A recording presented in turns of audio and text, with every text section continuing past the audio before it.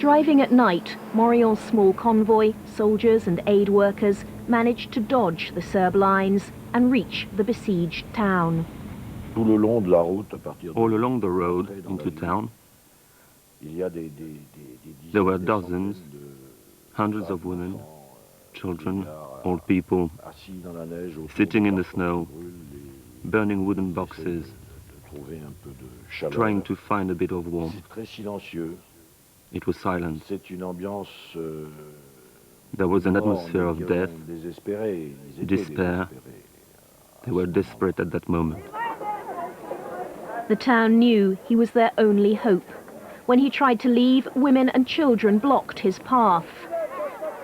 The general climbed onto his vehicle and made the people of Srebrenica a solemn promise. TV pictures that went round the world, words that should now haunt the world.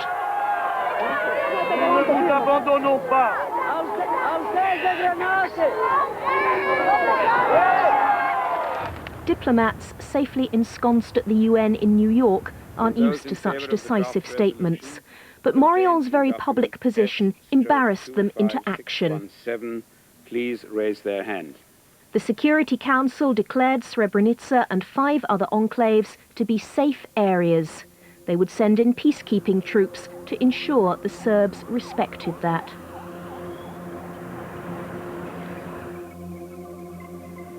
For 2 years, people in Srebrenica trusted the UN's promise.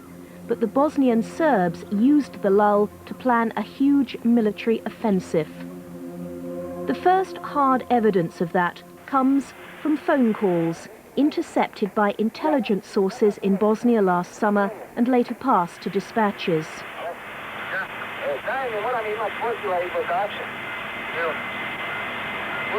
The vehicles are to bring military supplies into Bosnia from Serbia.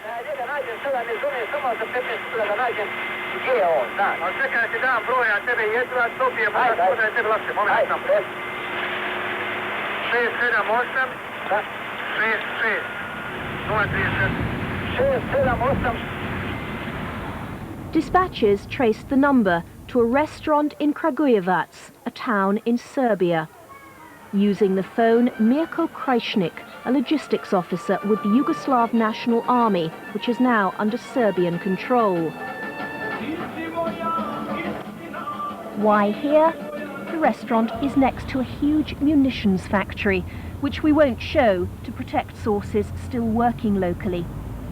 Serbia agreed to a United Nations embargo on supplying the Bosnian Serbs, but these invoices prove bombs, explosives, ammunition left Kragujevac for Bosnia.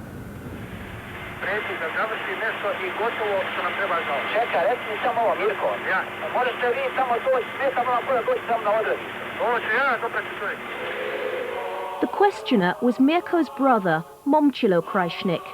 He's number 2 to Radovan Karadzic and Speaker of the Bosnian Serb Parliament. But unlike his boss, never accused of war crimes, and therefore an acceptable and powerful figure in peace talks, if he keeps his reputation clean. He denied breaching the embargo without actually condemning the act. What I hear now comes as a big surprise to me, and it's a pleasant one. If I could ask you to publicize the fact that one of the Serbs, in particular my brother, helped the Serbian people and imported the arms, or as you say, smuggled them, I would be proud. He has plenty to be proud of. Dispatches discovered that last spring illegal supplies were coming into Bosnia from Serbia faster than ever. These soldiers are with the Bosnian government army. They're scouts from the 28th Division, which was defending Srebrenica. Their intelligence officer logged repeated violations of the arms embargo as the military build-up intensified. The transportation of crude oil and armored vehicles was done using the bridges in Sremska Rača, Pavlovića Most near Bijeljina, the bridge near Karakaj, and the one in Zvornik. He said the Serbs put up temporary pontoon bridges at night across the border, the river Drina, to evade the UN patrols who were supposed to monitor the arms embargo. What worried these scouts most was the arrival of a brigade of Serbian paramilitaries led by the notorious commander Arkan. On June 21st, from the direction of Belgrade via Šabac, Loznica and Ljubovija, a paramilitary force run by Željko Ražnjatović, nicknamed Arkan, crossed into the territory. About 4,000 of them assembled in Bratunac, and they were then sent to different areas around the enclave.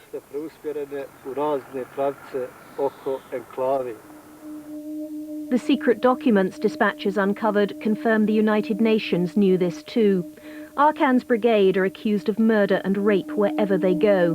The UN military observers who filed daily briefings on the safe areas realized the chilling significance. Any attempt to clear an enclave would probably be manpower intensive and require commitment as well as other less salubrious qualities. The Bosnian Serb army soldiers are not showing these qualities, so a unit like the Arkan Brigade would be necessary. The Bosnian 28th Division also spotted troops from 2 brigades of the Yugoslav National Army, the JNA.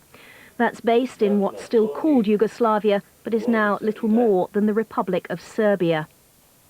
The JNA planned the Srebrenica. The link with the Bosnian Serb army was confirmed to dispatchers by a highly placed NATO officer with the UN in Bosnia, who must remain anonymous. The Bosnian Serb army couldn't plan an attack like this without the Yugoslav National Army, much less survive without them.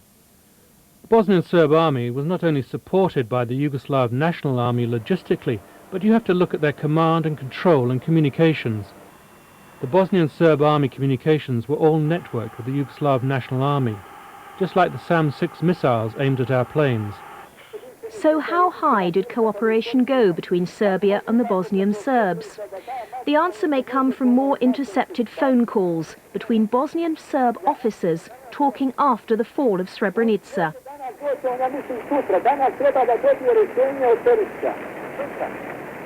General Perisic is the JNA's chief of staff, and according to our secret military source, a man who played a key role in planning the attack of Srebrenica, along with the indicted Bosnian Serb general Mladic.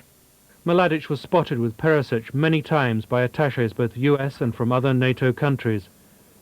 During the last few weeks before the attack on Srebrenica, there was obviously a lot of planning and coordination between the two. So how much did the men in charge at the UN know of the military build-up? Yasushi Akashi was the UN's special envoy to Yugoslavia. The information at our disposal was very limited. We did not have access to privileged intelligence reports about the movements of Bosnian Serb troops or movements of Bosnian government troops. But even if the governments of Britain, France or America were unwilling to share intelligence, the UN's own people were constantly reporting the warning signs to their headquarters in Zagreb. We passed all this information to Zagreb in May and June. God knows what happened to it. There was a major disconnect between Zagreb and Sarajevo. They had a political agenda and we had a military one. Information also came from the Bosnian government. We warned United Nations officials many times that troops from Serbia were coming, that troops are also already there at the border across the river, and so on, so we knew it was going to be attacked. Did they give you these warnings, and if so, what did you do about it? They constantly gave us all kinds of warnings in all kinds of situations. Some were in the nature of false alarms, others turned out to be true, perhaps not always on the exactly the same scale as they had warned us. But Dispatches has seen the confidential correspondence covering the crucial 2 months before the attack on Srebrenica. There's not one report from Yasushi Akashi relaying those warnings on to the UN. Indeed, when the town fell, headquarters were clearly angry. How is it that UNPROFOR was taken unawares again by the true extent of Serbian intentions? I find it difficult to accept that no early warning was possible.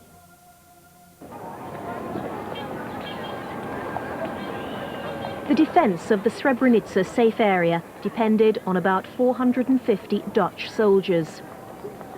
The UN military commanders wanted a much bigger force, but most governments, including Britain, were unwilling to risk any more of their troops. Bosnian government troops handed over their heavy weapons to the Dutch peacekeepers. The Bosnian Serbs refused. The Dutch themselves were only lightly armed. On their own, they could never stop a full-scale Serb attack. We were given an impossible mandate. We were given very insufficient resources to do the job. Our forces were very limited. As you know, we had only 450 Dutch troops. They were very courageous, efficient soldiers, but they were terribly outnumbered. The UN could always call in NATO planes as powerful backup to the small force on the ground. F-16 fighters were based a short flight away in northern Italy. And it's clear from another secret document Dispatches has seen, NATO considered airstrikes the only thing that would deter the Bosnian Serbs. For more effective support of UN operations, coalition forces must be able and willing to escalate the level of force when previous UN sanctions do not produce the desired results.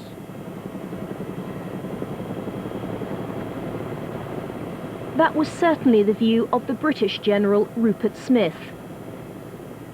He was the UN's commander in Bosnia. And he believed the only way to make the Serbs listen was to hit them hard. In May last year, he told them to remove heavy weapons from around Sarajevo. Failure to comply with either deadline will result in the offending party or parties being attacked from the air. But at UN headquarters in New York, his French boss, General Bernard Janvier, the man in overall charge of UNPROFOR, the UN protection force in Yugoslavia, felt very differently. He expressed those views at a meeting of countries supplying peacekeeping troops. The press were excluded, but Dispatches has discovered exactly what General Janvier said. We have never the means, the structure or the specific training in combat at our disposal. We have little time ahead of us. We have to limit the risk to our troops. The UN member governments should give him the resources to do the job properly or pull the peacekeepers out of the safe area. No more can we play at war.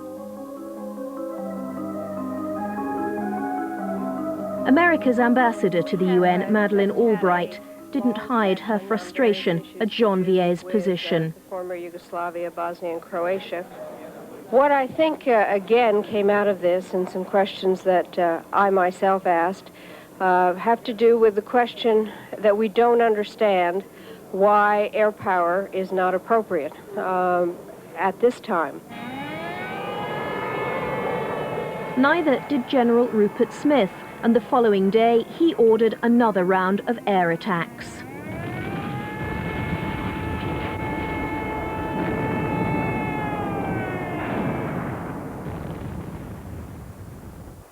Pripadnici UNPROFOR-a, znači oni vojnici koji su dozvali NATO avione, nalaze se sada u našim rukama i... The Bosnian Serbs responded by taking hostage 350 UN soldiers, mainly French, and paraded them as human shields against further air attacks.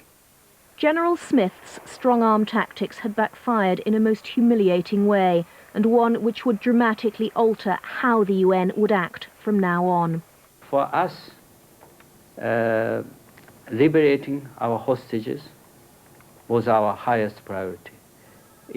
When you are the official most responsible for safety and the security of all your personnel, of course, getting freedom for all those who are detained or who are in the hostage status had the highest priority for me.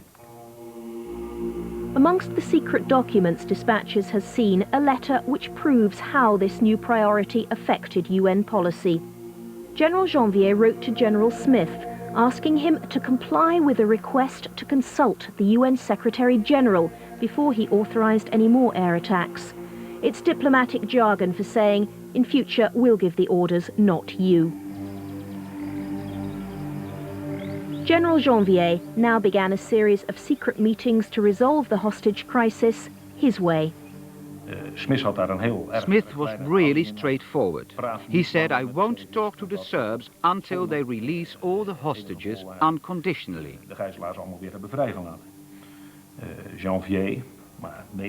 Janvier, because of national pressure, since a lot of the hostages were French, was ready and willing to negotiate about the release of the hostages.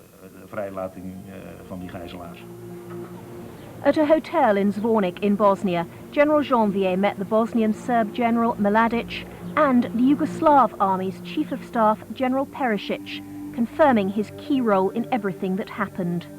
Are you aware that he was going to Mali Zvornik for this meeting? Did you authorize it? Yes. In advance? Yes. Dispatches has seen General Janvier's confidential report of the 5-hour meeting. He admitted to the Bosnian Serbs they had the upper hand. The airstrikes opened the window, just a crack, and you can profit from this crisis. Don't neglect this chance to regain your credibility in the international community. General Mladic needed no prompting. His terms were never in doubt. The hostages will be released immediately in exchange for a promise of no more airstrikes against the Serbs. A senior French military source confirmed General Janvier had no option and no backing. Without a formal agreement being made, both sides left the table, understanding the position. I'm not aware of any such deal. And I had utmost confidence in General Janvier, his military judgment, as well as in his personal integrity. But whether there was a deal or an understanding, 5 days later, senior UN figures flew into the Croatian port of Split. Their arrivals were public. Their agenda was not. Why are you here this morning? I have nothing to say at this time. Maybe after the meeting. Can you tell us why you're here this morning? It's a routine strategy session between Mr. Akashi and General Smith and General Janvier, the force commander. It was anything but routine. It was to confirm the position over airstrikes and bring General Smith into line with this controversial change in policy. The meeting was held at a military base a few miles outside Split and was secret. But dispatches had access to the minutes. What emerges most clearly is the deep division between Generals Smith and Janvier. We are not able to use air power because we have soldiers on the ground. Our analysis of the Serbs' intentions is to finish the war this year. They will destroy the eastern enclaves this year. But the French general stuck to his view. The Serbs wouldn't attack. The Serbs need international recognition. I don't think they want to go to the extreme. According to the confidential minutes, General Smith became exasperated. In fact, the atmosphere was so tense, they adjourned to one of Janvier's favourite seafood restaurants. The waitress remembers General Janvier chose the wine, Akashi ordered oysters. But nothing on the menu could sweeten the bitter disagreement that had gone before. This is a waste of time. The UN should prepare ground rules and declare we are prepared to fight. I insist we will never use force and impose our will on the Serbs. Finally, Akashi intervened. We have to defer to Janvier as the superior commander. The meeting that ended over the lunch table was enormously significant and kept totally secret. There was no reason why we should publicize or publicly inform of such meetings or the contents of the meeting. By the end of that day, an agreement had been reached. which was designed to win the freedom of all the UN soldiers held hostage. But it also sealed the fate of Srebrenica.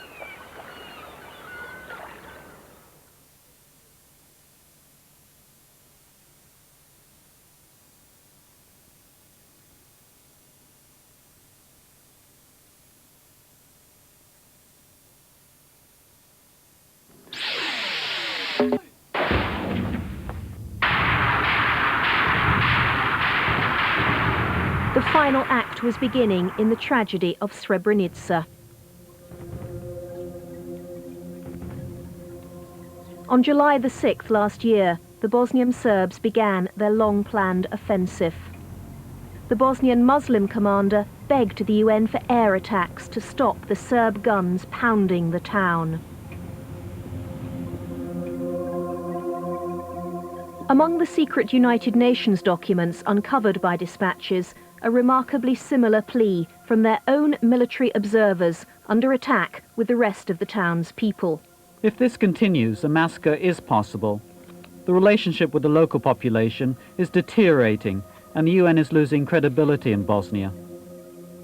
We believed in the international community that if there was a serious threat of the genocide that then happened, they would intervene, because they took on the responsibility handed to them by the Security Council to protect the area. There was a detailed procedure, Blue Sword, to launch an air attack to support UN troops under threat. The Dutch commander, Lieutenant Colonel Karremans, stranded in Srebrenica, had already put in 3 requests, this one the night of the 9th. 3 times he was told no. As far as Lieutenant Colonel Karremans' request for close air support goes, Zagreb reacted like this. Before we use the ultimate weapon, we should react first with a lower level of force.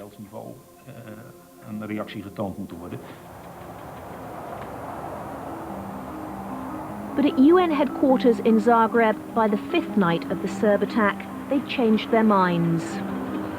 All of Janvier's aides now agreed it was time to call in NATO air power. How would the general, who'd negotiated with the Bosnian Serbs over airstrikes just a month earlier, react to this mounting pressure? You made a strong statement yesterday to Mladic, and he's carrying it. I believe you must launch close air support. NATO would love the opportunity to do its job. Dispatches had access to the minutes. They were very precise. The note-taker even recorded that a waiter in a red blazer brought canapes and wine. Suddenly, the military situation changed. The situation has calmed down. There's no firing. Then General Janvier spoke. Maybe Mladic has given the order to stop the attack.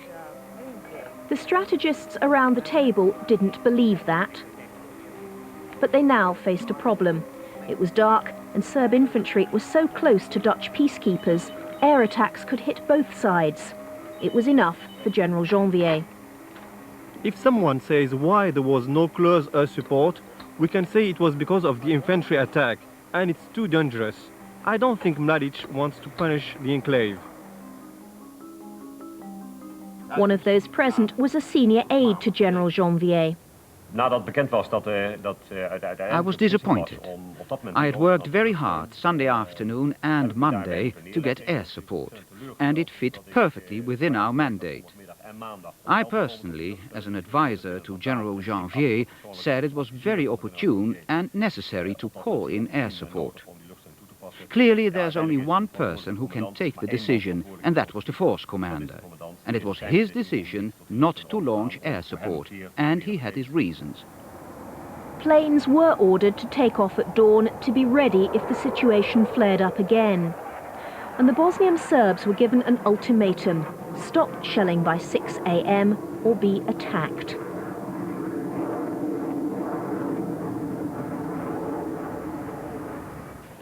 That news was passed to the commander of the Dutch battalion in Srebrenica.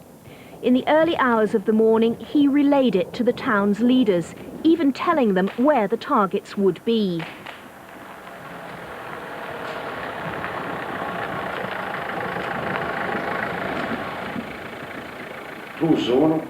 The area he had marked on the map, he called it a death zone. I personally asked Karamans, as a human being and not as a commander,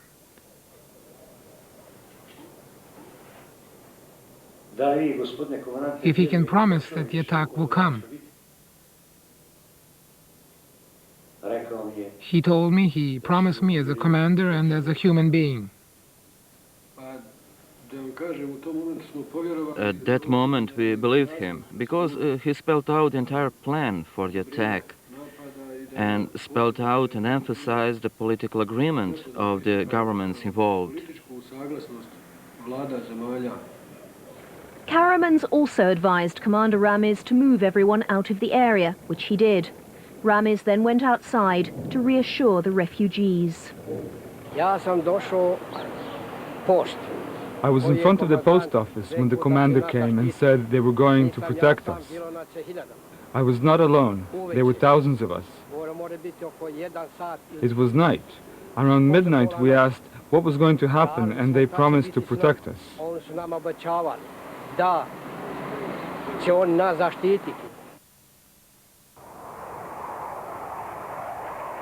The secret operational log sheet confirms fighter planes were in the air and ready to hit targets from 6:50 a.m. onwards. F-16s circled for hours without General Janvier issuing the order to strike. They landed again mid-morning when their fuel ran out.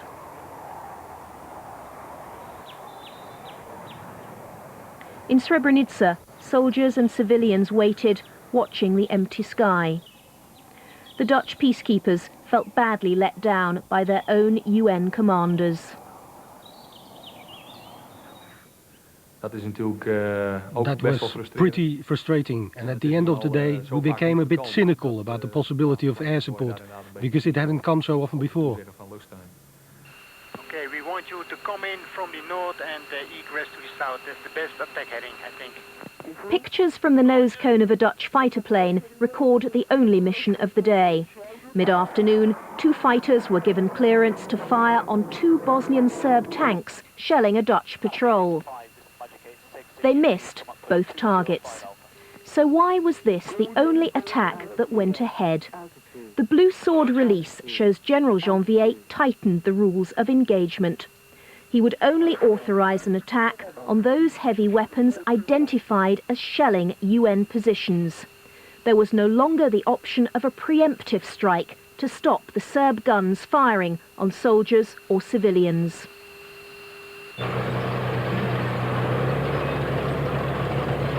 On July the 11th, the day the expected air attacks never came, the UN safe area of Srebrenica finally fell to the Bosnian Serbs. The tanks that rolled in found a deserted town. Thousands of refugees had already fled to a UN base, surely the one place they'd still be safe. The UN military observers who watched are no longer dispassionate in their reporting.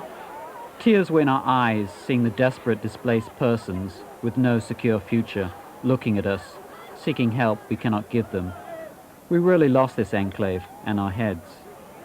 Even now, General Mladic was dictating terms. The Serbs would provide the buses to move the refugees and not the UN. And once again, the UN gave in. We knew if they were going to be taken by buses, they will kill them. We know what Serbs did before. Wherever they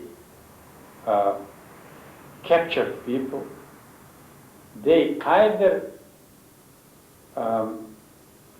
detained or killed all male from 18 to 55.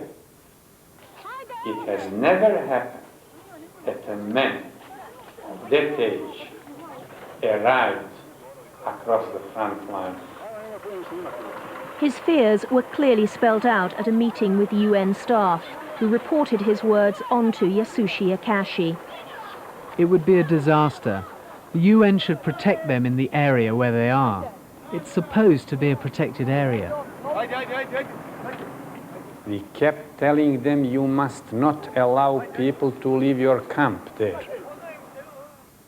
You must keep there until we arrange more safe transportation, either by your trucks or by helicopters. His worst fears of what would happen were confirmed by this video. A Serb cameraman unwittingly filmed the men being separated from the women and children. It was a dreadfully familiar scenario to those who'd been responsible for Bosnian refugees in the past. We never had any doubts about what will happen after the men and women were separated, in particular in Srebrenica, where the cruelty was going to be worse, because Mladic wanted to avenge the Bosnian offensive of 1992. Only a fool would not have expected it, or someone who's extremely badly informed. I don't know whether the force commander was a fool or badly informed, but he shares the responsibility for the genocide. Deserted by the UN, a column of exhausted soldiers and civilians made one last attempt to escape in the hours before Srebrenica fell. They walked straight into an ambush. Dispatches has seen an intercepted signal from the Bosnian Serbs. They called for a bulldozer with a shovel so that those who surrendered could be killed and buried.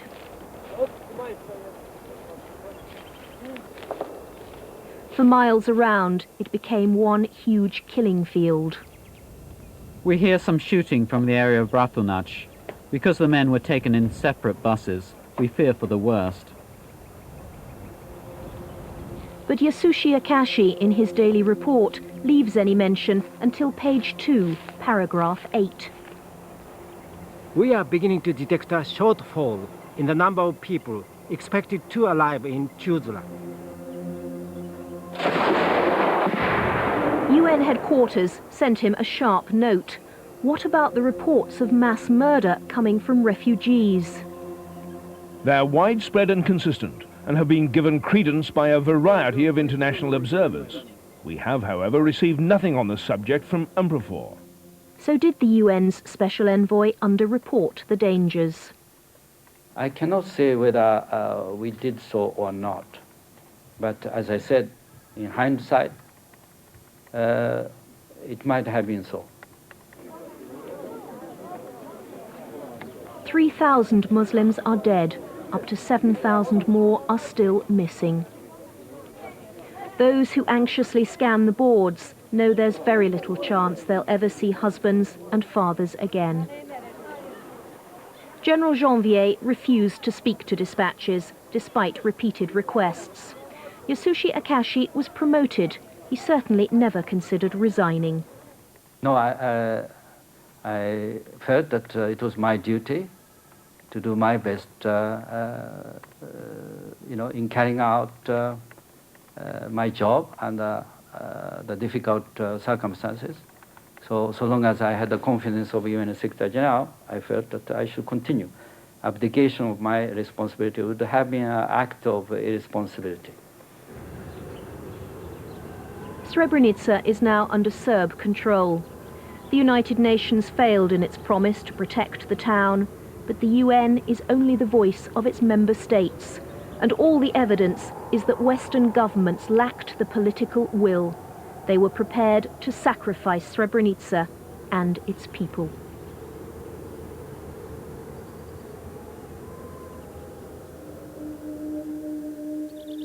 It took a total of 72 hours for the Bosnian Serbs to uproot, round up, arrest, expel, and possibly kill the entire Bosnian population of Srebrenica.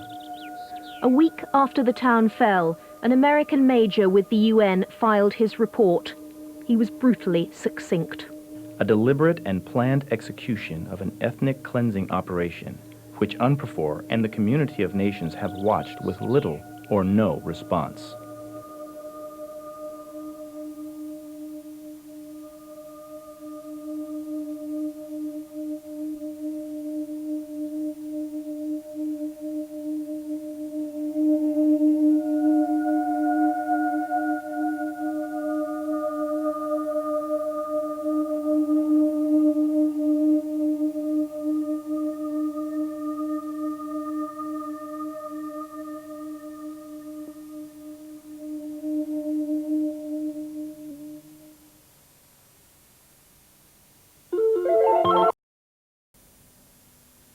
Now on 4, the last in the present series of Dispatches investigates the race to beat the Bosnian ceasefire.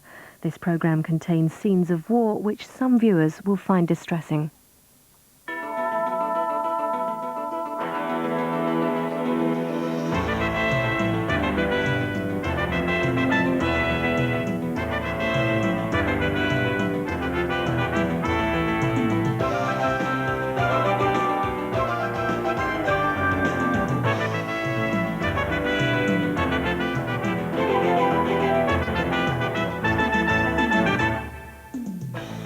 On Dispatches tonight, will the peace deal in Bosnia really hold?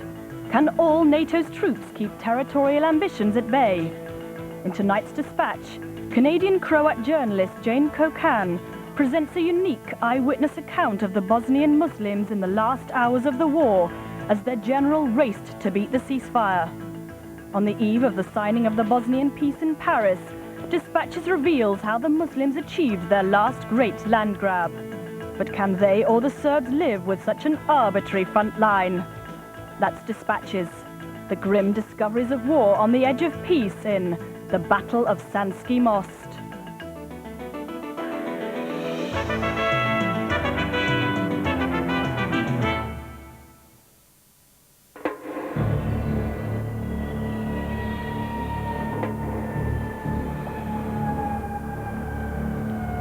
The River Sana, for the Bosnian Muslims, a symbol of their national identity.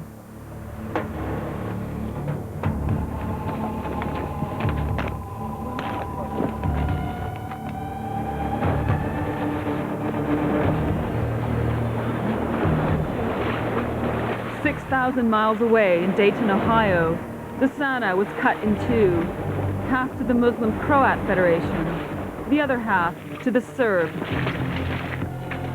It's a bitter pill for the Muslims." Pokazali smo svijetu da smo opstali, jer svijet je nama pripremio uništenje. Ako bi ovo neko mirovno rješenje vodilo ponovnom genocidu, ponovnom uništenju, mislim da od toga neće biti ništa. It's in this crucial triangle, which includes the towns of Pridor, Banja Luka and Sanski Most, that the peace agreement will be most severely tested. In early October, with the ceasefire imminent, the Muslims were planning a final push. The story of this offensive reveals just how fragile the peace agreement really is.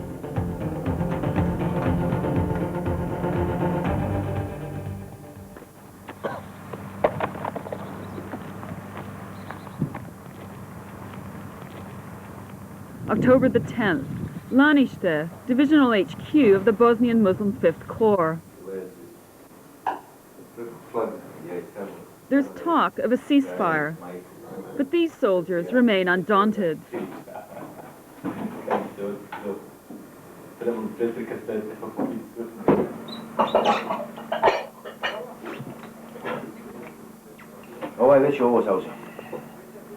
General Atif Dudakovic has swept through 5 Serb-held towns in the past 5 weeks. Now, if he can get as far as Banja Luka, it means the death of the Serb Republic within Bosnia.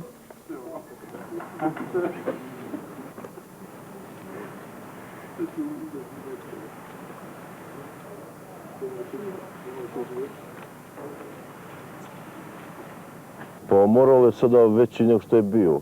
Svi borci, starješine i sa komandantom Atifom Dudakovićem, svi imamo bolji moral.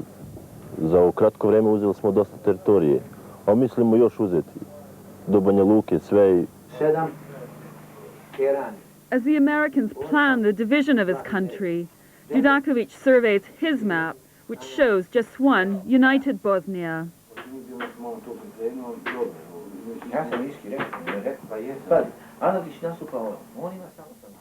3 years ago, the Bosnian Serbs overran much of northern Bosnia. Now the general wants these towns back.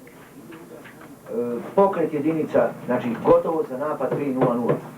Pokret po spremnosti za napad. Signal počeo Sana. Rijeka se mora preći u 4 noga.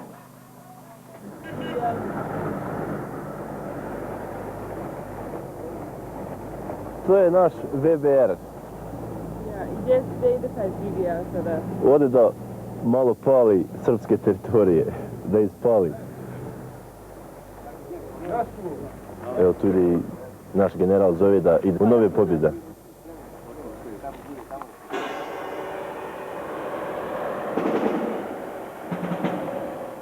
Didakovic summons his lead tank Labud, or Swan. Labu, daj gas, bježi jedna kolona da stignemo, ajde. Brzo, brzo!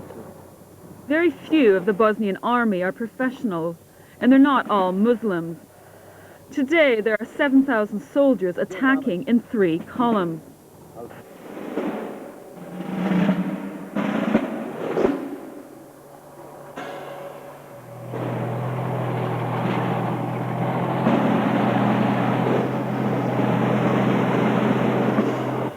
Je ovo napad ili oslobođenje? Politički oslobođenje, vojnički napad. Ovo je ofanziva armije Bosne i Hercegovine.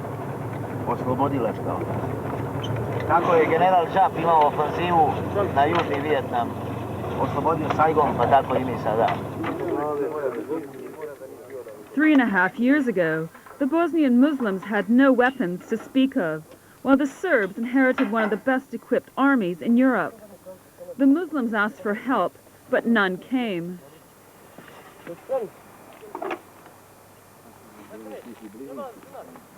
Didakovic himself was once an officer in the Yugoslav National Army.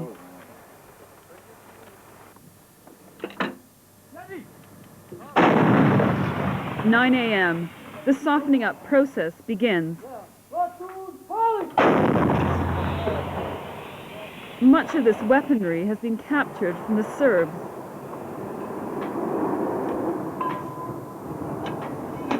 Od prvih dana je bio u diverzantima, 511. I tada kao diverzanti ja sam išao preko Unije, za 30 metaka, nije bilo. Tad nisam mogao tražiti, nije bilo, šta ja znam. Pa išlo nas 50 boraca, a 20 pušaka ima. Pa čekaš kad će biti kolega ranjen ili da pogine, uzmeš njegovu pušku, ili da zarobiš. Što je bilo stvarno, šta ja znam, teško, znate.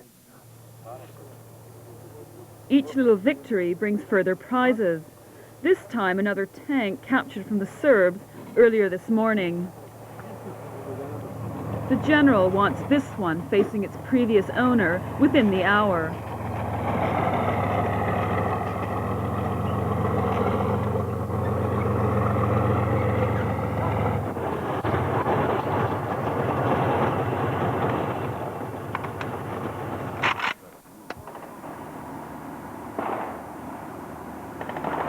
First contact with the Serbs.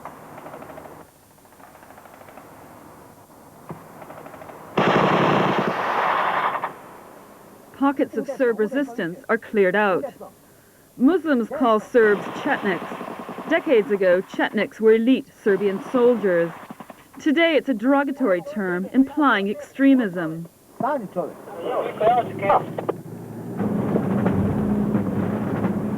Opomeni ga! Vodi računa desno kuružma! The general's very sparing with details of his battle plan. I can only speculate as to exactly where we are. The word is a new ceasefire is imminent, which makes speed essential. Lončari.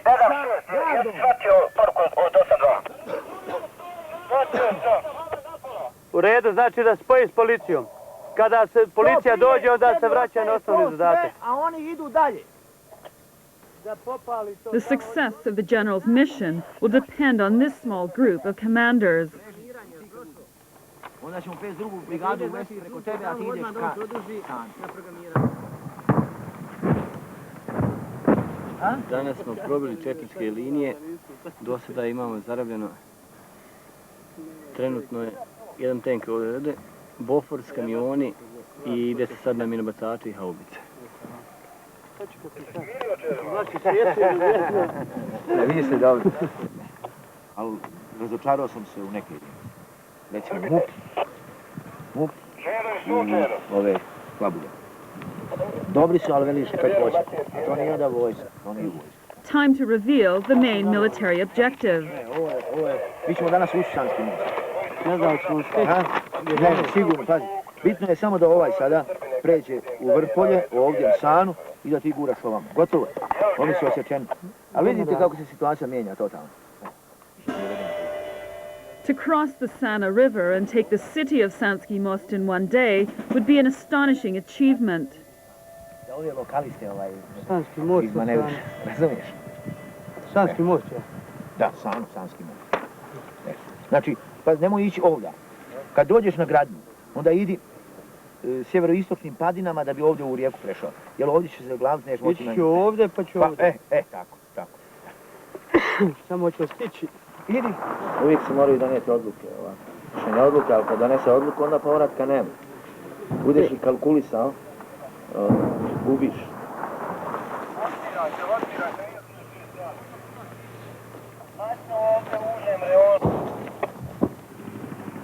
Kada su u pitanju Bošnjaci muslimani na ovom prostoru, to je borba za naš biološki opstanak, ali i borba za državu Bosnu i Hercegovinu. Every 100 yards, it seems we're having to stop. The Serbs are hitting and running.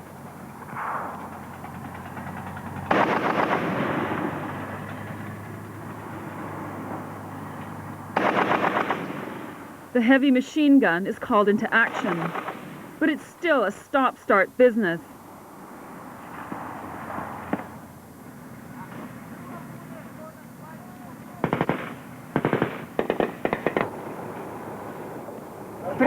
Projektila pali!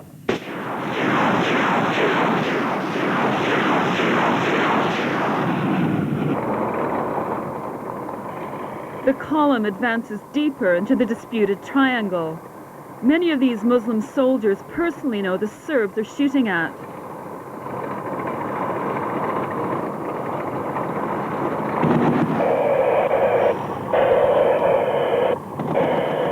From an abandoned hillside village comes further Serb resistance. Ono selo gore! Pretresti!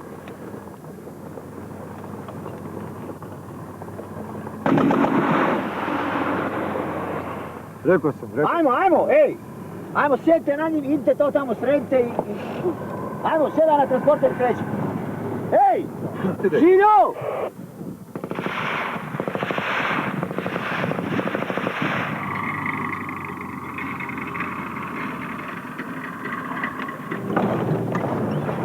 Ajmo, punto.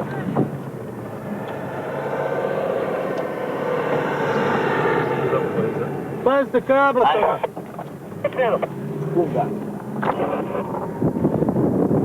Nedavno su bježali, ne? Pola sata? Pa sad, tako. The Serbs are on the run, and Judakovic is keen to press on.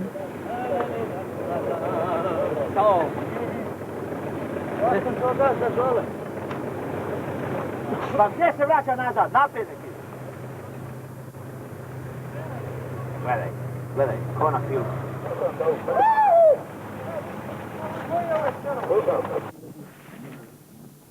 Muslim casualties have been fewer than anticipated. Despite the hold-ups, the general still plans to cover 125 kilometers by nightfall. Lunch on the front line, within Serb artillery range.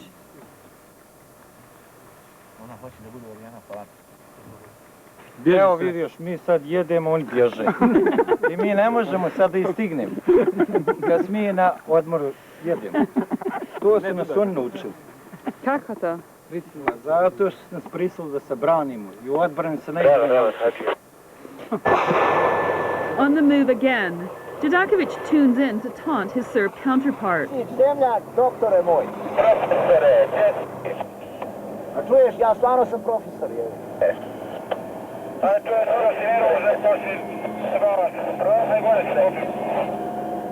Zemljak, sljedeće viđenje na rijeci Bosni. Before the war, the two commanders used to drink together.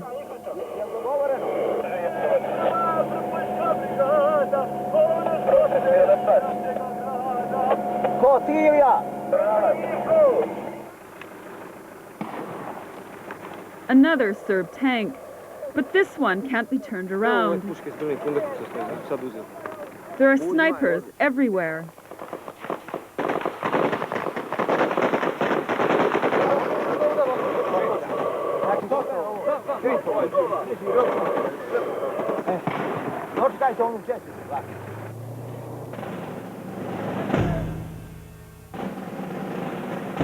The 5th Corps has lost more than 3,000 men and women during 4 years of conflict.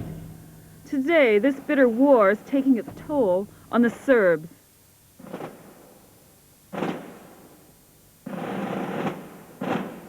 Prvi put, kad sam ja morao četnika ubiti, tad sam ga ubio zato što nešto ubije mene. Ubio sam ga iz straha.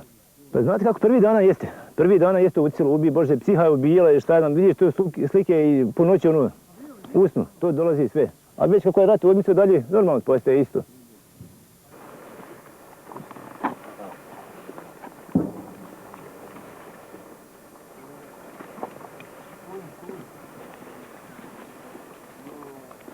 Most of the soldiers I talked to along the way have horrific tales to tell. Baš moj rođaka, kolegica, silovano, ubijeno od strane četnika. Jedna kolegica sad, igrom slučajnosti kad smo oslobodili Petrovac, koja je bila pripadnica 5. korpusa. Tad izbjeglica sa strane, Karmen, pokojna Karmen. Ona je igrom slučaja zarobljena, ranjena. Da su tu djevojku, onako ranjenu, kidali komad po komad. Meni je to toliko bilo neshvatljivo. Nakon svega ovog, nakon 4 godine rata, to se desilo sad, tu priču sam čula iz iskrenih usta. Ali ipak uništiti jednu ženu ili bilo kojeg borca, za mene nepojmljivo. Njihovo masakriranja, silovanja naših žena. To je nezaboravno, nećemo nikad moći zaboraviti. 3 p.m. The general's plan seems to be working.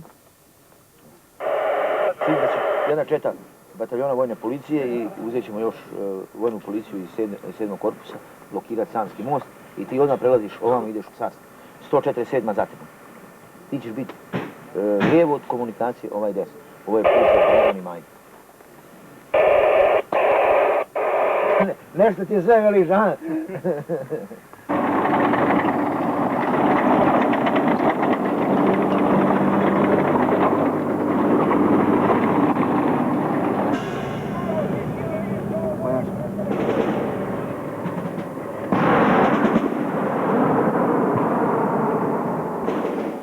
In nearly 4 years of war, this is the closest they've been to Sanski Most, a town they consider their own.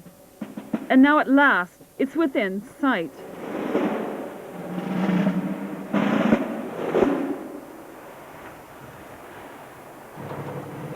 As the Muslims advance, civilians ahead have been fleeing all day. Dole se vidi bježanje civila, auta na prolazi. Prema tome, to je sve žalostno. To je tragedija rata našeg naroda, bez obzira da li on bio bošnjački, hrvatski i srpski. To je tragedija jednog naroda na ovom podneblju. Labud. Labud, Vihor.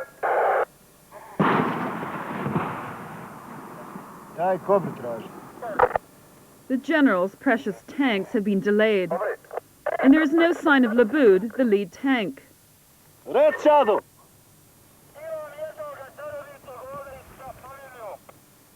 Nema se više. Jebi ga! Rizo! Procijeni putu marševanja za artiljeriju. Artiljerija da bude na desnoj obali rijeke Sani. Koji? Već smo preduzeli mjere obezbeđenja grada, važnih objekata u gradu kao što je pošta, vodovod, tvornice, radiostanica, stanica policije. Određena je jedinica bataljona vojne policije korpusa koja će kontrolirati ulazak, izlazak i ponašanje u gradu vojske, a jedinice odmah idu van grada ka neprijatelju.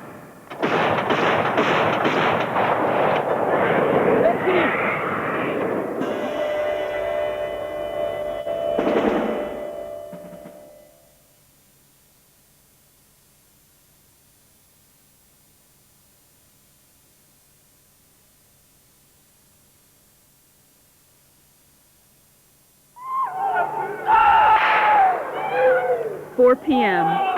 Sanski Most is surrounded.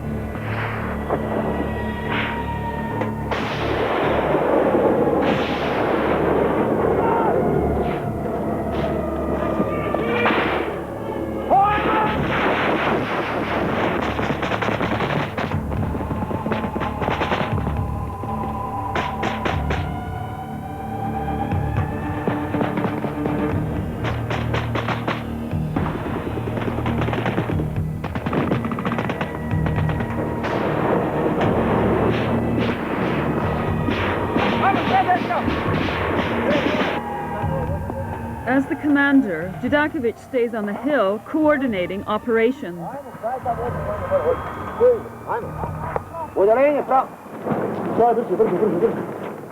The 502 Infantry Brigade are the first in. Palit kuće, crkve, mislim šta namjeravate raditi? Mi postavi pitanje kamo li pomisli o pripadnicima armije Bosne i Hercegovine. To the general's relief, the Labud tank crosses the bridge into the town. Both sides of the River Sana are now in Muslim hands.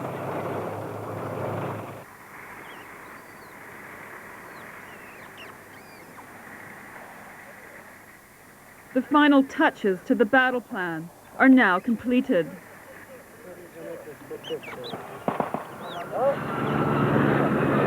6 p.m. A Serbian gunship surprises the general, the only air power we've seen all day.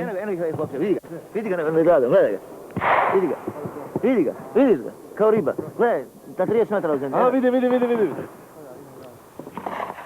Hej, nemam roda, da imam, ali VBR ne smije tu više ni da gađa. Ja moram rješavati sve. Ajde, rješavaj. Samo odobrenje treba. Imaš sve, atomsku upotrebu. Bili smo rekli...